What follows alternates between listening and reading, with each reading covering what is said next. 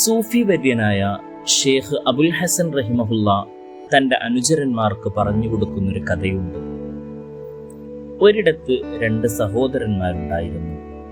അവർക്ക് പ്രായം ചെന്ന ഒരു മാതാവും. മാതാവിനെ പരിചരിക്കുന്നതവർ ഊയം വെച്ചുകൊണ്ടായിരുന്നു.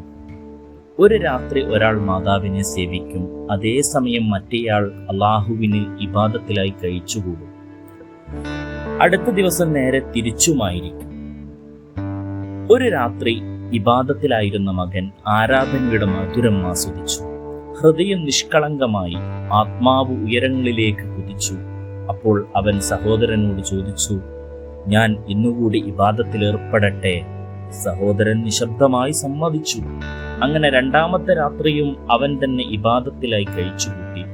രാത്രിയുടെ ആയത്തിൽ ദീർഘമായ സുജൂദിൽ അവന്റെ കണ്ണുകൾ അറിയാതെ അടഞ്ഞു. അപ്പോൾ ഒരു അശരീരി ശബ്ദം സ്വപ്നത്തിലൂടെ മുഴങ്ങി, നിന്റെ സഹോദരൻ അല്ലാഹു മാപ്പ് നൽകിയിരിക്കുന്നു, അവന്റെ ബർക്കത്തിലൂടെയാണ് നിനക്കും മാപ്പ് ലഭിച്ചത്. അവൻ നടുങ്ങിപ്പോയി. ഹൃദയം പരിഭ്രമത്തോടെ ചോദിച്ചു, അവൻ മാതാവിനെ സേവിച്ചുകൊണ്ടിരിക്കുകയല്ലേ, ഞാനല്ലേ നിനക്ക് ആരാധന നിർവഹിച്ചത്? അശരീരി മറുപടി പറഞ്ഞു. വാക്കുകൾ ആത്മാവിനെ നടുക്കുന്നവയായിരുന്നു.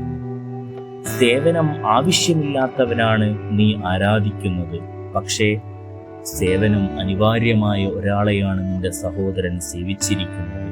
അവൻ ഉണർന്നു, സുജൂദിൽ കണ്ണീർ വീണു. അവന് മനസ്സിലായി, അള്ളാഹുവിലേക്ക് എത്തുന്ന വഴികൾ പലതുണ്ട്, എന്നാൽ അവയിൽ ചിലത് ഒരു വൃദ്ധമാതാവിൻ്റെ കാലടികളിലൂടെയാണ് കടന്നുപോകുന്നത്.